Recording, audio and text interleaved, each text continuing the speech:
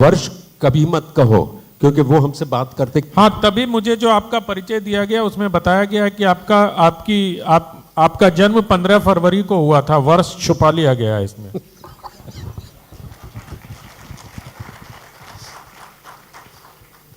हमारे पिताजी कहते थे कि अभी की तो बात है 1939 में, तो हम कहते थे कि हमारे पिताजी बहुत पुरातन हैं। खैर, ये 1978 की बात है।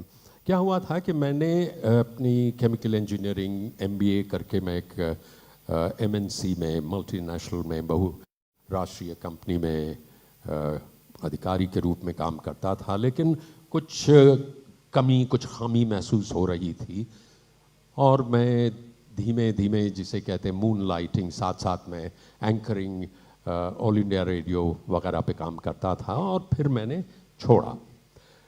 ये शायद नियति का किया धरा हो, मेरा नहीं, कि मेरी स्ट्रगल उसके बाद केवल 3.5 महीने रही, जबकि आमतौर पे 5 से 10 साल होती है।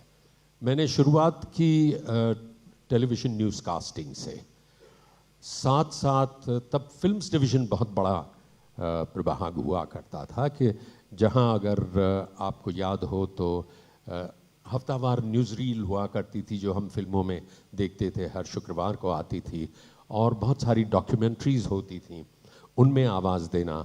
फिर रेडियो बहुत बड़ा था, तब रेडियो ब्रॉडकास्टिंग करता था और मुझे रेडियो का एक बहुत बड़ा शो मिला। मतलब तब उससे आगे कुछ नहीं था, जैसे कि टेलीविज़न में न्यूज़ से आगे कुछ नहीं था। रेडियो में 2 शोज़ थे, एक एशियन पेंट्स का था, एक और कंपनी का था। वो गीतों पर था, फिल्म के गीतों पर, और वो रिसर्च शो था। हमारे पत्रकार मित्र हरीश तिवारी, मेरे नाम राशि, वो लिखते थे, और सारी फिल्म इंडस्ट्री, फिल्म उद्योग में हर कोई नाम जिसे कहेंगे वो ये ज़रूर सुनता था। और अच्छा, वो भी रविवार को दोपहर आता था, तब प्राइम टाइम कहा जाता था इसे, और शाम को मेरे न्यूज़ आते थे। तो मुझे नाम मिल गया था संडे ब्रॉडकास्टर।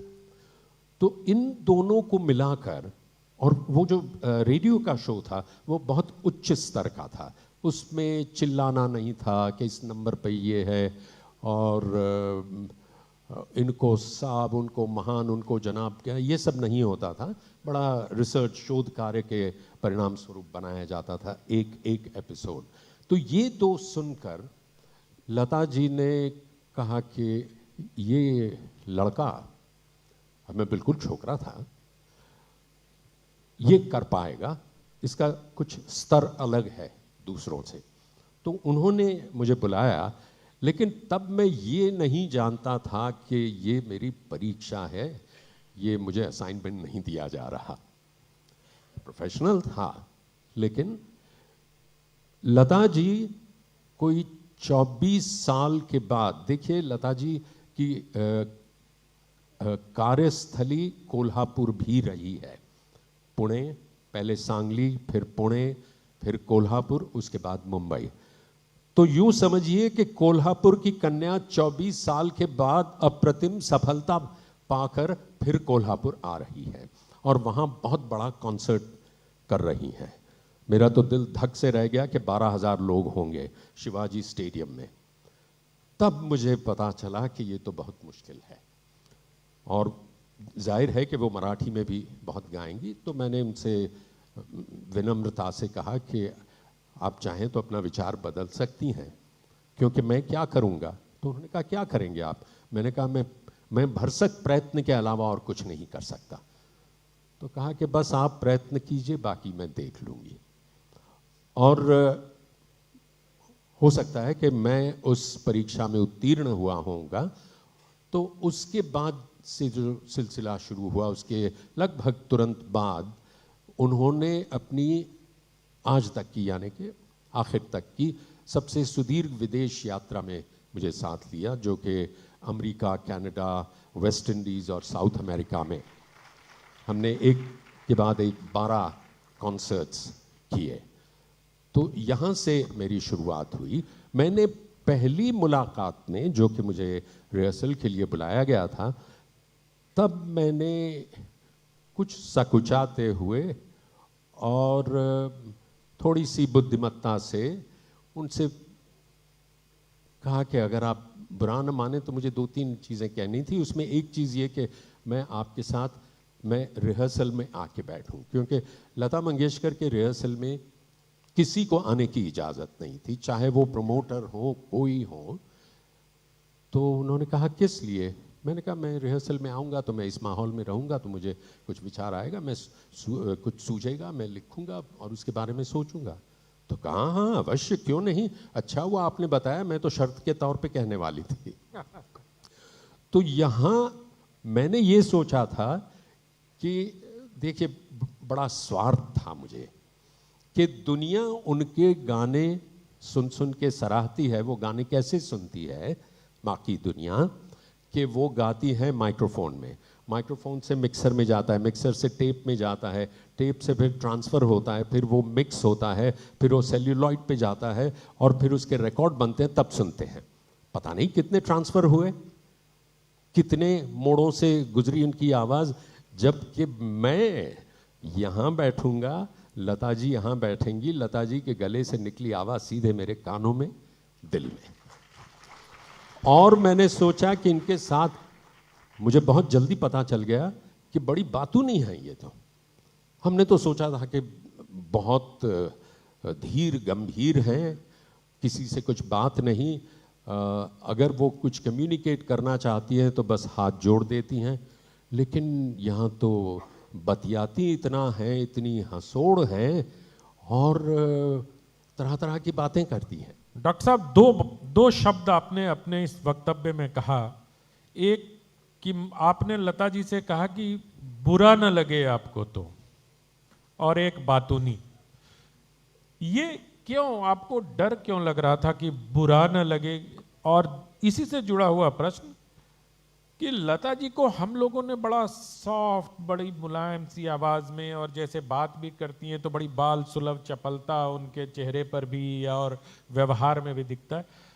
कभी डांटा आपको उन्होंने? कभी गुस्सा आया उनको? ये बड़ा सार गर्भित सवाल है, क्योंकि मैं इस पर आने वाला था। मैंने कहा ना कि उनके स्वभाव की बारीकियां, और उनके स्वभाव की 2 बारीकियां जो शायद बहुत कम बाहर आई हैं। एक है उनका क्रोध, गुस्सा नाक पर रहता था, लेकिन दुनिया को क्यों पता नहीं था, क्योंकि उस पर, गुस्से पर उन्होंने काबू पाया था। कैसे पाया था ये मुझे बहुत बाद में पता चला, और काबू पाकर उस गुस्से को, उस उबाल को निकालने का कोई रास्ता तो होगा। तो मैं एक वाक्य में कहूं तो लता जी के तुणीर में जो सबसे तीक्ष्ण शस्त्र था वो था उपेक्षा। इग्नोर करो। अगर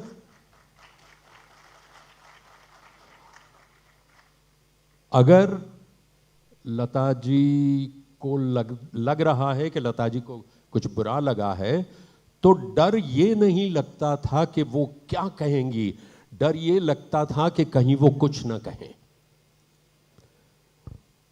इसके कई उदाहरण भी हैं।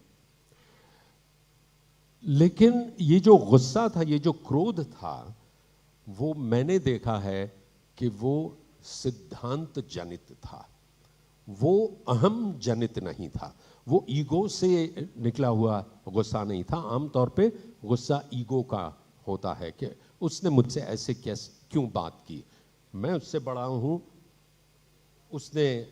उसे मुझे और सम्मान देना चाहिए था, तरह तरह की चीज। लेकिन उसमें, गुस्से में हमेशा ईगो होता है, यहां सिद्धांत था। और बचपन से लेके अभी तक, शायद पहला उन्होंने ही मुझे बताया था। आप जानते हैं डॉक्टर लता मंगेशकर, मेरे ख्याल से 3 यूनिवर्सिटीज ने, कई यूनिवर्सिटीज, उन्हें डॉक्टर ऑफ लेटर्स से विभूषित किया था। उन उनकी औपचारिक पढ़ाई लिखाई केवल 1.5 दिन की थी। सांगली में मुरलीधरांची शाळा यानी मुरलीधर का की पाठशाला में दाखिला लिया। अब उन दिनों दाखिला तो क्या, ऐसे आप चले जाइए, क्लास में बैठ जाइए और पढ़ाई शुरू कीजिए तो दाखिला हो गया, नाम वाम बाद में लिख लेंगे। तो वो गई और उनसे पूछा, अरे ये कौन नई लड़की आई है, तुम्हारा नाम क्या? तो बड़े गर्व से कहा, लता दीनानाथ मंगेशकर। और ये दीनानाथ तब के बहुत बड़े कलाकार, गायक, अभिनेता मास्टर दीनानाथ थे। तो उन्होंने कहा, अच्छा तब तो तुम्हें भी गाना आता होगा। तो उस 6 साल की लड़की ने कहा, हाँ हाँ मुझे भी आता है, क्यों आता है गाना, मुझे मालकौंस आता है, मुझे खंबावती राग आता है। तो उन्होंने गा के सुनाया। कहा, अच्छा अब देखता हूँ तुम्हें पढ़ाई लिखाई कितनी आती है। तो उन्होंने बोर्ड पर लिखा, उन दिनों स्लेट हुआ करती थी, कागज़ पे नहीं होता था। उन्होंने लिखा, गणेशाय नमः, तुम लिखो। तो उन्होंने बहुत अच्छे अक्षरों में लिखा गणेशाय नमः। और ये लता जी के शब्द हैं कि मास्टर साहब ने मुझे कहा, तुझे 10 में से 11 नंबर मिले। तो खुश खुश वो घर गई। दूसरे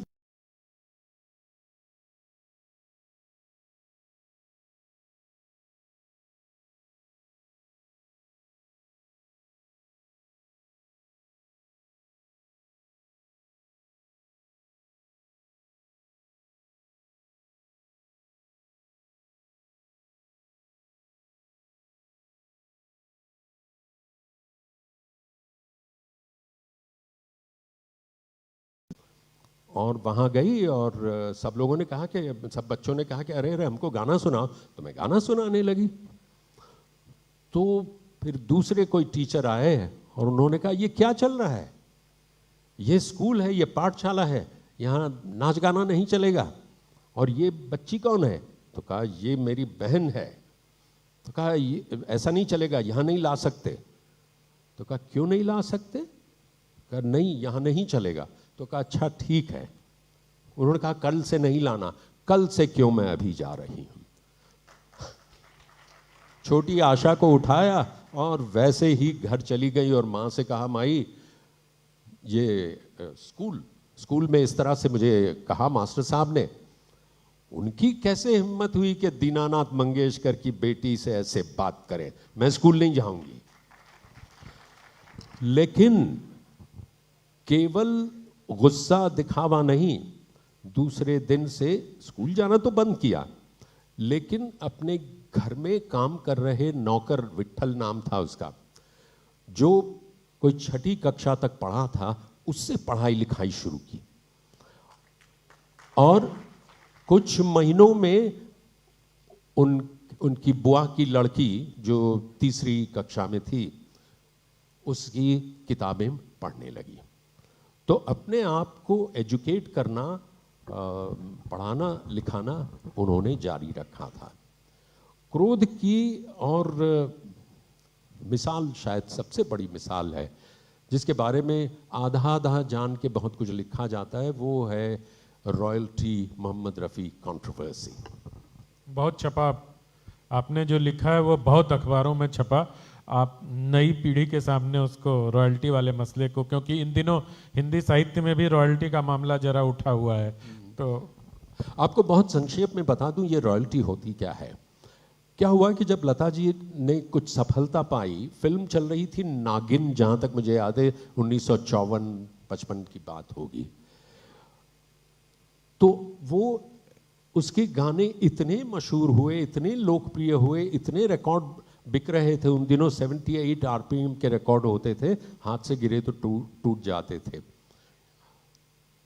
तो उन्होंने सोचा, लता जी ने सोचा कि ये नागिन क्या फिल्म ही अच्छी है इसलिए रिकॉर्ड बिक रहे हैं, क्या इस गाने की धुन वो गाना था, आपको याद होगा, मन डोले मेरा तन डोले? क्या वो उसकी धुन ही अच्छी है? क्या गीतकार ने ही अच्छा लिखा है? क्या वो बीन जो बजी है वही अच्छी है?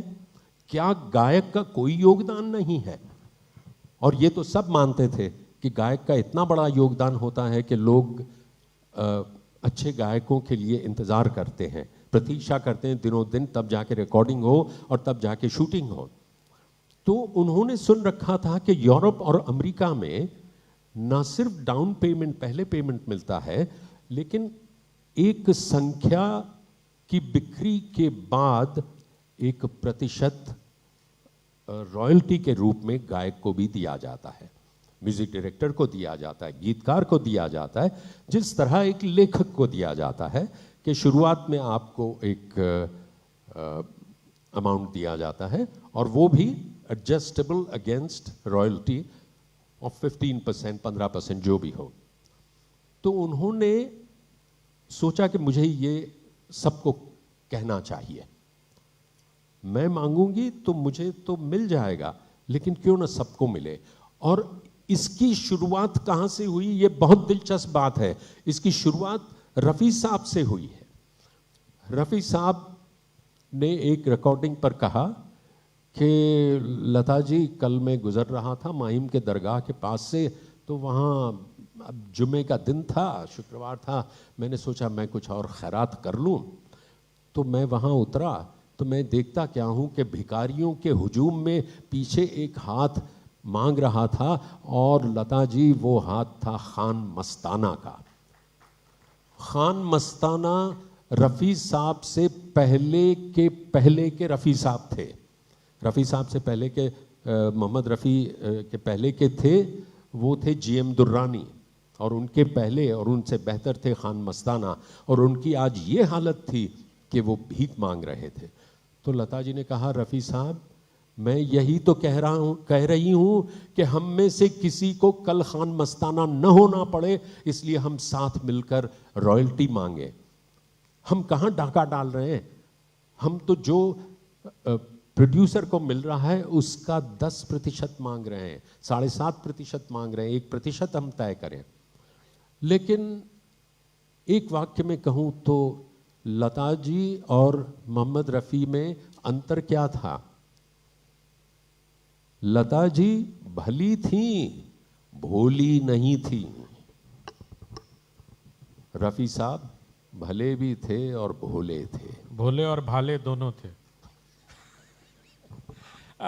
आपने बहुत विस्तार से उनके गुस्से के बारे में बताया, लेकिन ये नहीं बताया कि इतने लंबे साथ में आपको कभी डांट पड़ी कि नहीं दीदी की?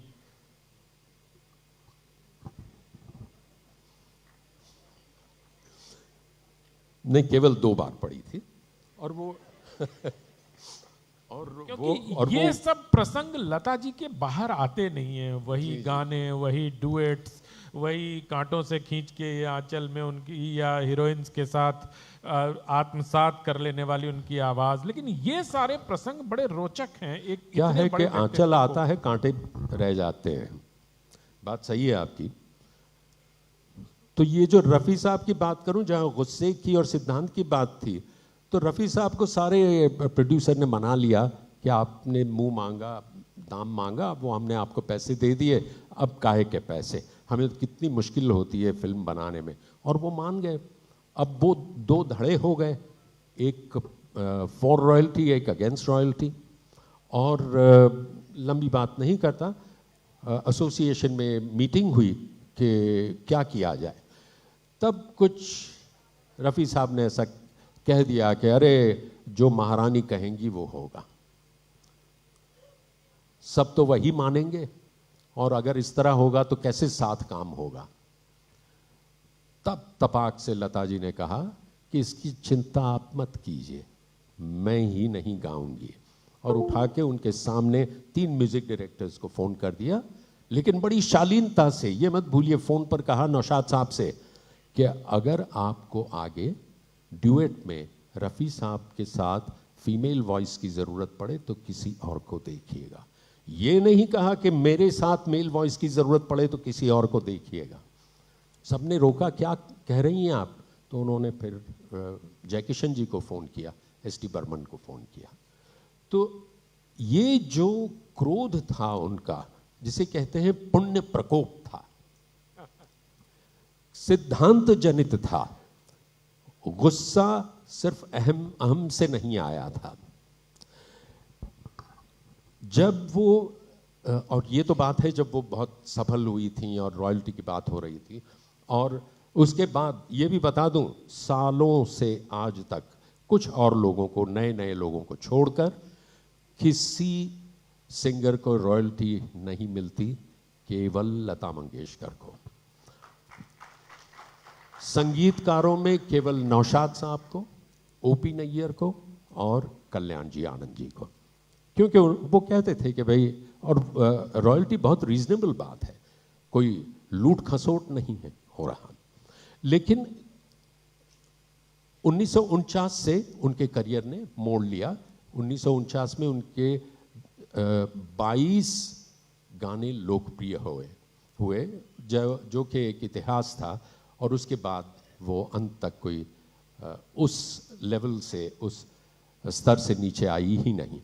लेकिन उससे 3 साल पहले की बात है, जब छिटपुट काम मिलता था, बड़ी मेहनत हो रही थी, तब के बहुत बड़े एक सिंगर थे, मैंने कहा ना GM दुर्रानी, गुलाम मुस्तफ़ा दुर्रानी, मैंने उनके साथ काफ़ी काम किया। बाद में वो जब सिंगर के तौर पे काम नहीं करते थे तो रेडियो प्रोड्यूसर हो गए थे, छोटा मोटा काम करते थे, और मैंने बहुत काम किया था। खुद उन्होंने मुझे 2 चीज़ें बताई थी। कहा कि हमें ऊपर वाले ने दिया तो बहुत कुछ, लेकिन हम उसे संभाल नहीं पाए, हम छक गए थे। तो एक बार एक रिकॉर्डिंग पर, और ये मैंने किताब में भी लिखा है, एक रिकॉर्डिंग पर तब ऐसा होता था, एक माइक पर 2 सिंगर गाते थे। यहाँ एक माइक है, एक सिंगर यहाँ, एक यहाँ, और 1 या 2 माइक होते थे सारे म्यूजिशियंस के लिए। तो दुर्रानी, GM दुर्रानी गाने पर ध्यान देने की जगह इधर उधर की बातें कर रही हैं, और लता जी तब से बहुत सादा लिबास में आती थी। तो कहा कि ये क्या रोज सफेद धोती लपेट के आ जाती हो, अरे कुछ शोख कपड़े पहनो, ये फिल्मी दुनिया है। अब अगर कोई पर पुरुष ऐसे बात करे तो आज भी अच्छी नहीं मानी जाएगी, तो 1946-47 में क्या आलम होगा। उन्होंने कागज़ नीचे रखा, नौशाद साहब से कहा कि मैं नहीं गा पाऊंगी। नौशाद साहब ने बड़ा मनाया, देखो बेटे, आज दुर्रानी साहब के दिन हैं, इन बातों पर गौर मत करो, तुम अपना गाना गाओ, चली जाओ। कहा लेकिन ये तो मैं नहीं कर पाऊंगी।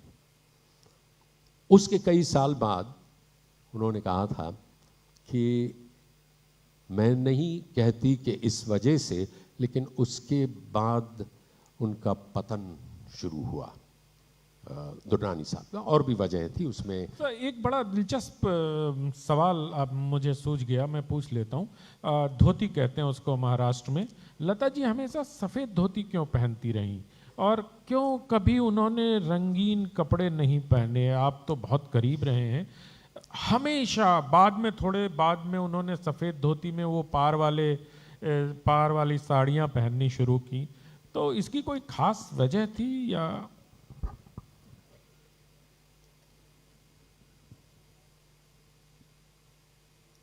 अच्छे पत्रकार की एक बुराई ये होती है कि वो बहुत मुश्किल सवाल पूछता है।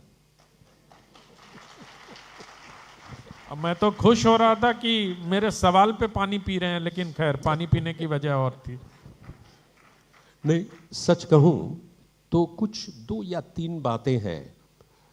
देखिए, मेरी अंग्रेजी पुस्तक है, इसका नाम है in search of Lata Mangeshkar, यानी कि लता मंगेशकर जो एक लेजेंड है, उनके पीछे जो छिपा व्यक्ति है, उनकी खोज। तो मुझसे कई बार पूछा गया है, मैंने भी अपने आप से पूछा है कि क्या ये खोज पूरी हुई, क्या कुछ रह गया? तो हाँ, जो रह गया उनमें से एक बात है ये उनका लिबास, उनका वस्त्र परिधान। देखिए वो लता जी बहुत श्रद्धालु व्यक्ति थी, लेकिन हर श्रद्धालु व्यक्ति में कहीं ना कहीं अंधश्रद्धा का भी पुट होता है, चाहे हम उसे स्वीकार करें ना करें। मैंने खुद लिखा है, जब उसके बारे में मैं लिख रहा था, कि मुझ में कहाँ ये जिसे मैं दोष कहता हूं है, लेकिन है और हम उससे छूट नहीं पाते। उन्हें ये विश्वास हो गया था कि ये साड़ी पहनकर मैंने मेरे सबसे मुश्किल दिनों में सबसे अच्छा कार्यक्रम प्रस्तुत किया है, मुझे सफ़ेद ही पहननी है। और उन्होंने कहा कि सफ़ेद में मैंने ऐसा सुना है, जो कि बात सच है, कि इस रंग में सभी रंग समाहित हैं। हाँ, उनकी बॉर्डर अलग अलग होती थी अलग अलग दिन को। तो मैंने कहा ये क्या रहस्य है? तो उन्होंने कहा वो नहीं बताऊंगी। हाँ, इतना जरूर कहा था। इससे एक और बात कही थी, इससे आप और शोध कार्य करके जानना चाहें तो जान सकते हैं। उन्होंने कहा था कि मेरी दादी माँ को, जिसके बारे में बहुत कम कहा गया है, येसुबाई राणे, वे स्वयं हर्डीकर नवाथे अभिषेकी नाम था कुल नाम, फिर मंगेशकर हुआ। वो करहाड़ी ब्राह्मण थे, जबकि माता मराठा थी, येसुबाई राणे। तो उन्होंने ये कहा था कि उनको बहुत पसंद थी और उन्हें दादी माँ की छत्र छाया बहुत कम मिली थी। सांगली छोड़ा, उसके बाद नहीं मिली थी। तो अब उसमें से जो कोई अर्थ निकालना चाहे, अर्थ घटन करना चाहे, कर सकता है। आपकी इन बातों से एक संकेत मिलता है और मैं जोड़ता हूँ एक प्रसंग। लता जी उदयपुर गई थी तो महाराणा मेवाड़ के घर गई। तो जो अरविंद सिंह जी हैं, जिनको श्री जी कहते हैं इस वक्त, उनके पिताजी ने कहा कि आओ लता दीदी, आपको एक ऐसी मूर्ति के दर्शन करवाता हूं जिसको सालों से लोगों ने नहीं देखा है। और मेरी पूर्वज मीराबाई जिस कृष्ण को गोद में लेकर बैठती थी, वो मूर्ति, वो कृष्ण की प्रतिमा मैं दिखाती हूं। फिर अरविंद सिंह जी के पिताजी उनको अपने उस कमरे में ले गए और लता जी उस कृष्ण की छोटी सी मूर्ति को लेकर करीब 1 घंटे तक बैठी रही थी और उनके आंखों से अविरल आंसू निकलते रहे थे। और बाद में एक बातचीत में लता जी ने कहा कि वो मेरे जीवन का बहुत ऐसा क्षण था जिसका वर्णन मैं नहीं कर सकती हूँ। लता जी की धार्मिकता पर बात करेंगे। नरेंद्र शर्मा जी ने राम के बारे में, उनके प्रेम के बारे में लिखा है, इस पर बात करेंगे तो मुझे लगता है घंटों बातचीत होती रहेगी। लेकिन जो आपके साथ हमारा तय हुआ है, जो मैच फिक्स किया है हमने इस बातचीत के पहले, उस पर लौटते हैं कि लता मंगेशकर जी की बात हो और लता जी के गाने हम सबको पसंद हैं और इस सभागार में बैठे हमारे युवा मित्र भी लता मंगेशकर के 50 के दशक के गाए गाने उनको याद होंगे। मैं आपसे ये जानना चाहता हूं कि जिसके गानों की दुनिया दीवानी, वो किन गानों की दीवानी थी? वाह, मुझे 30 सेकंड और दीजिए, जैसे कि टीवी डिबेट्स में कहा जाता है। हाँ, पर टीवी डिबेट्स की तरह 30 सेकंड लेके या 3 मिनट मत बोलिएगा प्लीज। ये जो सफेद साड़ी का कहा, उसमें अंतिम भाग जो आपने कहा वही है कि दुनिया उन्हें कहती थी सरस्वती का अवतार वगैरह। वो मानती थी कि शायद वो इस युग में मीरा है, क्योंकि अगर एक व्यक्ति, एक एंटिटी के लिए वो अपना जीवन दे सकती थी तो वो हैं श्री कृष्ण। श्रीमद् भगवत गीता उनकी सबसे प्रिय पुस्तक थी और जो अपने गुस्से पर काबू किया था, क्रोध पर, वो इसी वजह से था। श्रीमद् भगवत गीता के 700 में से एक श्लोक से कि क्रोधात भवति सम्मोह, सम्मोहात स्मृति विभ्रम, स्मृति भ्रंशात बुद्धिनाशो, बुद्धिनाशात प्रणश्यति। क्रोध करने से आपका विनाश हो सकता है, सम्मोहन से आरंभ होकर विनाश हो सकता है। और वे कृष्ण प्रिया ही नहीं थी, वे कृष्ण की उपासक थी। जी, आपका प्रश्न था। मैं अब मुझे पर्चा मिल गया आयोजकों की तरफ से और मुझे समय पर ख़त्म भी करना है, लेकिन जो मैंने पूछा उसमें से लता जी का सबसे पसंदीदा गाना क्या था? हिंट दे देता हूं मैं अपने साथियों को, अनुपमा। जी, सुन ले गाना सुन ले पहले, या आप हाँ, पहले क्यों बताएं? नहीं, मुखड़ा हाँ, सुन के। आप पहले कुछ बता, हाँ सुन लेते हैं। देखिए, ऐसा है, लता जी को बार बार ये पूछा गया कि आपके पसंदीदा गाने कौन। अब वो हमेशा दुविधा में थी कि किसका गाना लें किसका ना लें, क्योंकि उसके बाद विश्लेषण होता था कि इस म्यूज़िक डायरेक्टर को तरजीह दी, इसके बारे में नहीं कहा, इनके साथ संबंध आजकल अच्छे नहीं हैं, उनको डेट नहीं दे रही हैं, इसकी वजह से ये हो रहा है, और फला फला से काम ज़्यादा चाहिए है इसलिए उनका नाम दे रहे हैं। तो वो इस सवाल का जवाब नहीं देती थी। लेकिन 5 और 2 उसके ऊपर ऐसे गाने हैं जिनकी वो बिल्कुल ऐसी दीवानी थी कि जिसके बारे में वो विश्लेषण नहीं कर पाती थी। एक बार उन्होंने कह दिया था कि मुझसे ये भी पूछा जाता है क्यों, तो मैं पूछना चाहती हूं कि आपको किसी से प्रेम क्यों हो गया, इसका कोई जवाब नहीं है। प्रेम की कोई वजह नहीं होती, कोई कारण नहीं होता। साथ ही अनुपमा फिल्म का गीत है कुछ दिल ने कहा। अगर आप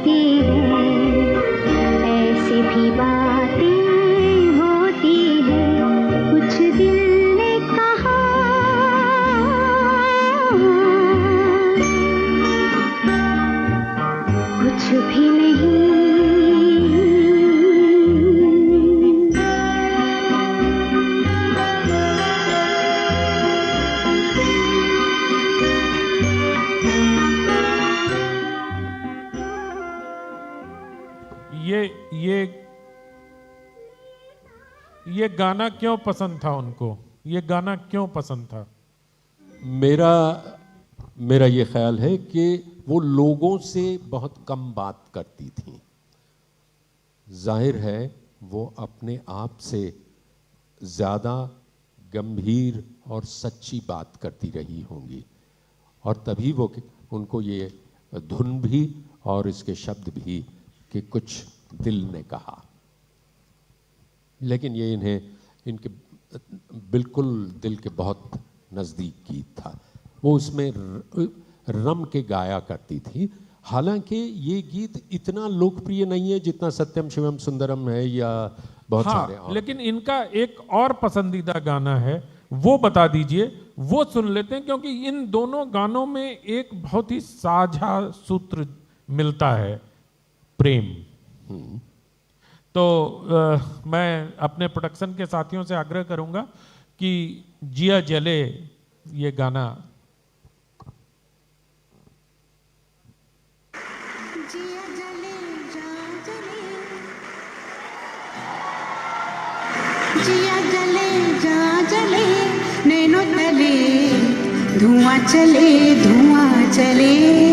मंदिर मंदिर मंदिर क्यों, मंदिर मंदिर मंदिर क्यों, मंदिर मंदिर चुके आवे, अंगे तक तक यारो तक आवे, मंदिर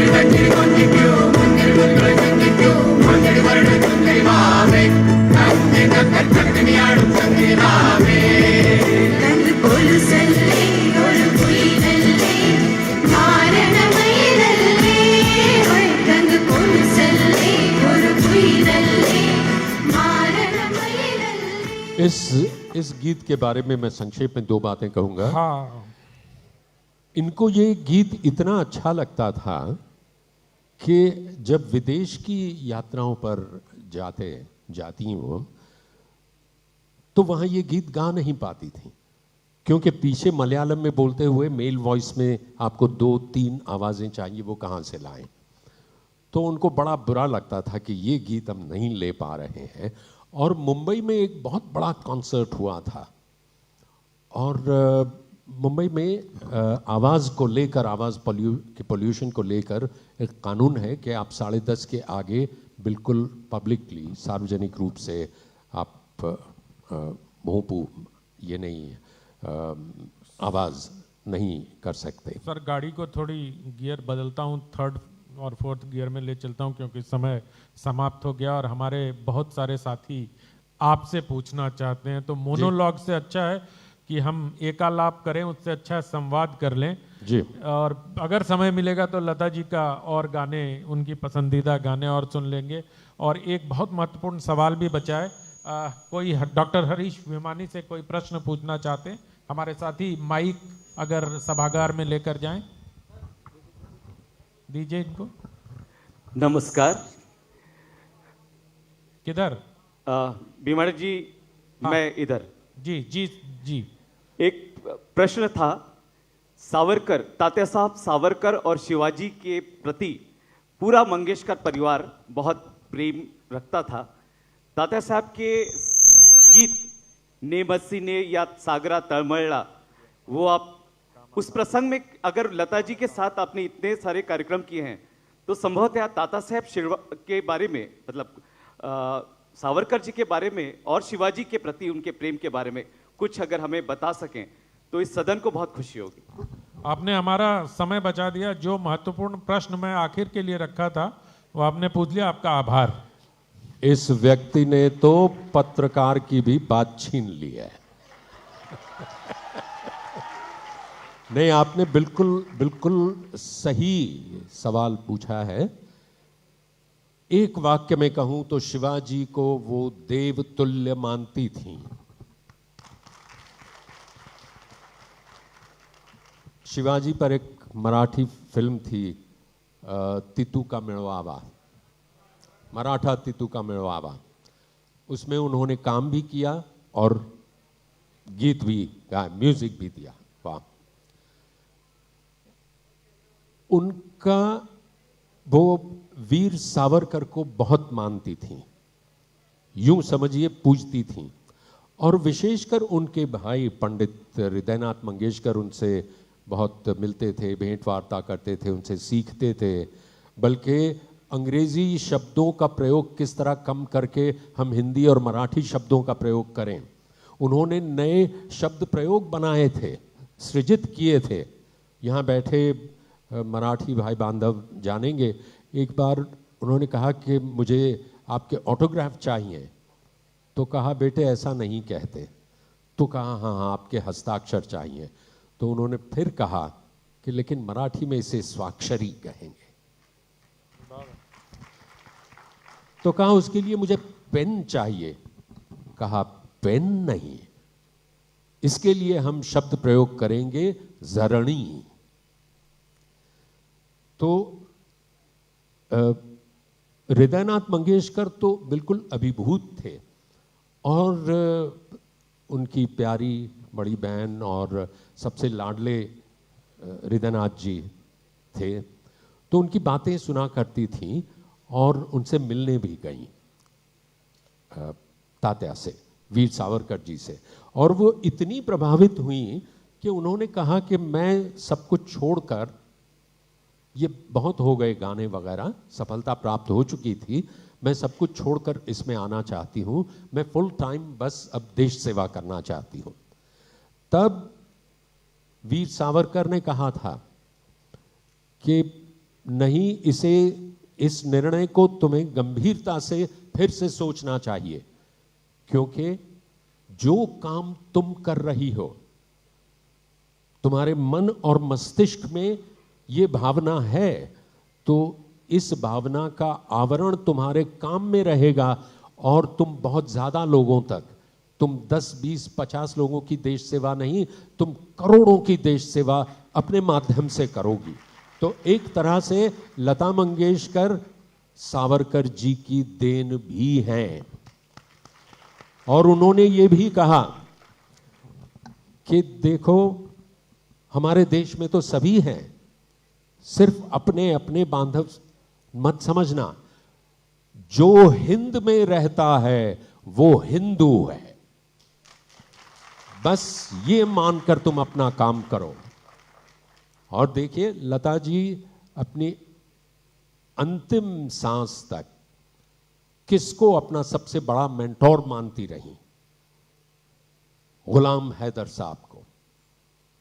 दूसरों के साथ भी उन्होंने काम किया, लेकिन जिन्होंने उनकी प्रतिभा को सही पहचाना वो गुलाम हैदर साहब थे, और उन्होंने वो हमेशा स्वीकार किया, क्योंकि वो भी हिंद के वासी थे, सबके साथ मिलकर इन्होंने काम किया, लेकिन स्वाभिमान उनको अपने अस्तित्व पर था। एक और प्रश्न ले लेते हैं आपकी अनुमति से। जी नमस्कार सर। जब तक माइक आपके पास पहुंचता है तब तक इनका प्रश्न संक्षेप में। सर मेरा नाम गौरव दुबे है।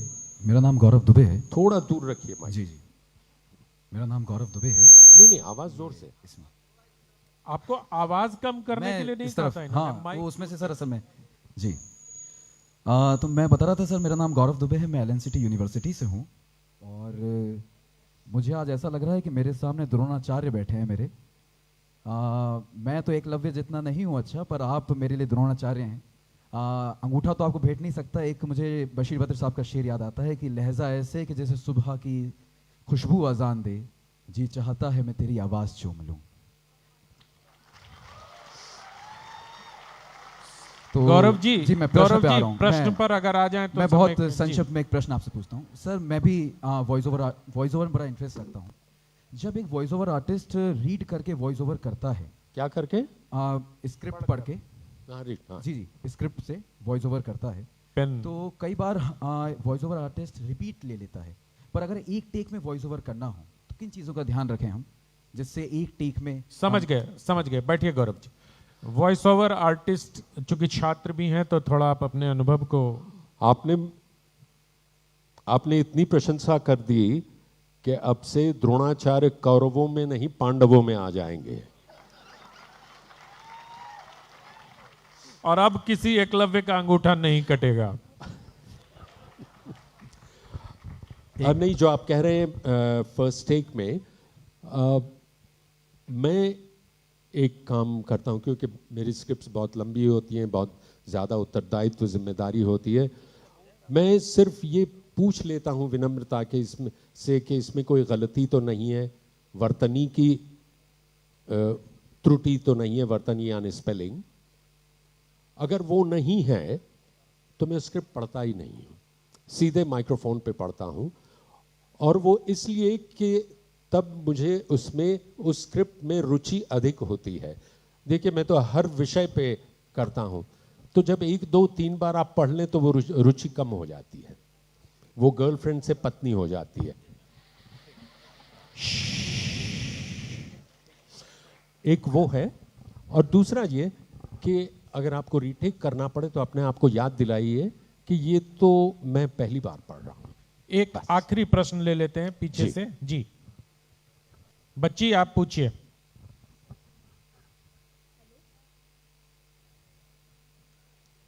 ये आखिरी प्रश्न होगा संभवतः, उस माइक में आवाज दे दीजिए।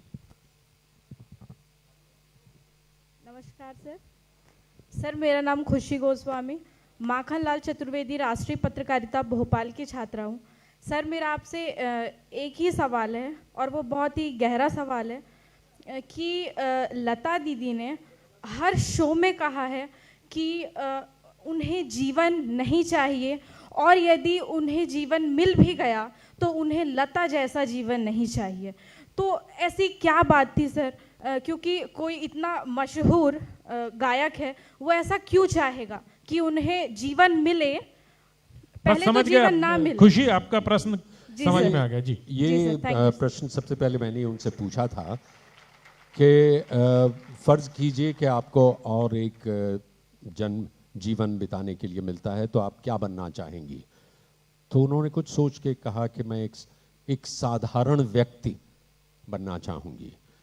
तो मैंने कहा, साधारण व्यक्ति की इस देश में कितनी समस्याएं होती हैं ये तो आप जानती हैं। तो उन्होंने केवल इतना कहा, लेकिन वो साधारण व्यक्ति नहीं जानता कि एक लता मंगेशकर की कितनी समस्याएं हैं। देखिए, उनको जब पूछा गया कि अगर आप गाना नहीं गाती तो क्या करती, तो उन्होंने एक ही वाक्य में कहा कि मैं जो भी करती उसमें होती मैं लता मंगेशकर। यानी कि उनका करियर फजा में उड़ते हवाई जहाज की तरह था। आप एक बार ऊंचाई तो तय कर सकते हैं, लेकिन जरा भी गति कम हुई तो आप निचले स्तर पर आ जाएंगे। तो उसकी जद्दोजहद बड़ी मुश्किल होती है। कुछ हद तक मैं ये समझ पाया हूं कि सफलता प्राप्त करना एक बात है, सफलता को टिकाए रखना बहुत मुश्किल बात है। बहुत धन्यवाद डॉक्टर हरीश भीमानी जी। आपके साथ तो घंटों बात की जा सकती है, पर समय की मर्यादा है। 2 पर्ची मुझे मिल चुका है, और उससे भी जब मैं नहीं माना तो उद्घोषिका हमारे साथ खड़ी हो चुकी हैं कि अब समय समाप्त हो चुका है, निकल लीजिए। लेकिन मैं अंत में थोड़ा सा छूट लेते हुए लता जी के गानों की सूची से तीसरा गाना बजाइए और उससे हम खत्म करेंगे इसको। समय समय समय समय, गाना सुनिए लता जी का, बहुत पसंदीदा गाना लता जी का। वो भी करवा। ये लता दीदी का बहुत पसंदीदा गाना था, लेकिन समाप्त करने के पहले समय। लता जी की 80वीं वर्षगांठ पर एक गीतकार ने योगेश्वर श्री कृष्ण से एक प्रश्न किया था।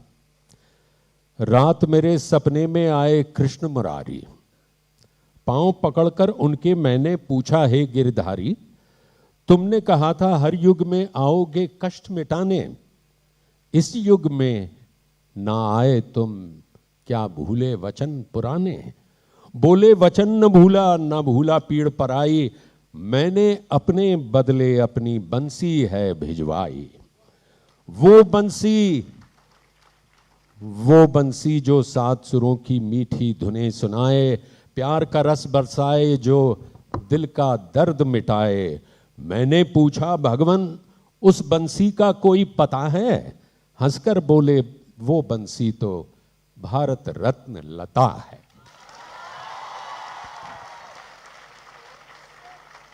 आशा है प्रेम धवन जी सुन रहे होंगे। बहुत बहुत धन्यवाद। आपने वो डायलॉग सुनना चाह रहे, मैं समय हूं, मैं समय हूं। Lights off.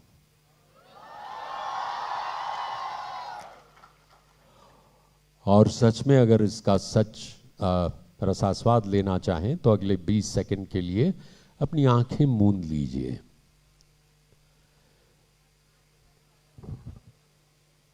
मैं समय हूं और आज महाभारत की अमर कथा सुनाने जा रहा हूं। यह महाभारत केवल भरत वंश की कोई सीधी सादी युद्ध कथा नहीं है। ये कथा है भारतीय संस्कृति के उतार चढ़ाव की। ये कथा है अंधेरे से जूझने वाले उजाले की। ये कथा है सत्य और असत्य के धर्म युद्ध की। और ये कथा मेरे सिवा कोई बता भी नहीं सकता, क्योंकि ये मेरे सामने इतिहास की तरह गुजरी है। मैं इसके एक एक पात्र को जानता हूं, इसकी एक एक घटना मेरे सामने घटी है।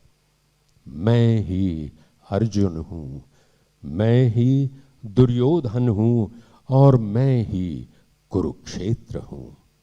और आने वाले हर युग को अपने अपने कुरुक्षेत्र में ये लड़ाई लड़नी पड़ेगी। और ये युद्ध जब तक मैं हूं समाप्त नहीं होगा।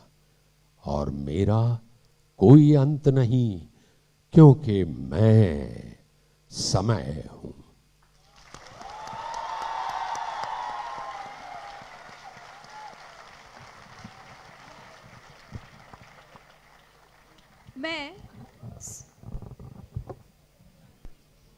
मैं सभी ओर से खुला हूं किसी वन सा।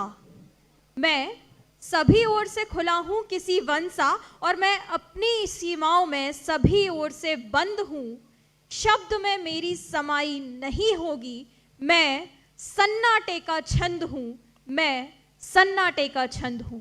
वो अनकहे, वो अनसुने किस्से जो आप सब ने सुने, वो अनुभूतियां जो आपने अनुभव की, उन सब के लिए इस मंच का, उस व्यक्तित्व का और आप सबका बहुत बहुत आभार। एक बार करतल ध्वनि से हम अपने अतिथियों को विदा करेंगे और आप सब से पुनः निवेदन करेंगे कि अगले सत्र हेतु यहाँ पर उपस्थित हों। और एक विशेष सूचना है कि कल आप सबको बताया गया था, अभी पुनः आपको स्मृति में याद दिलाया जा रहा है कि शाम को हमारी कश्मीर फाइल्स की स्क्रीनिंग यहीं पर की जाएगी विवेक अग्निहोत्री जी की उपस्थिति में, और उनके साथ संवाद भी है। तो हम सबको समय का ध्यान रखते हुए अनुशासित रूप में यहाँ उपस्थित होना है।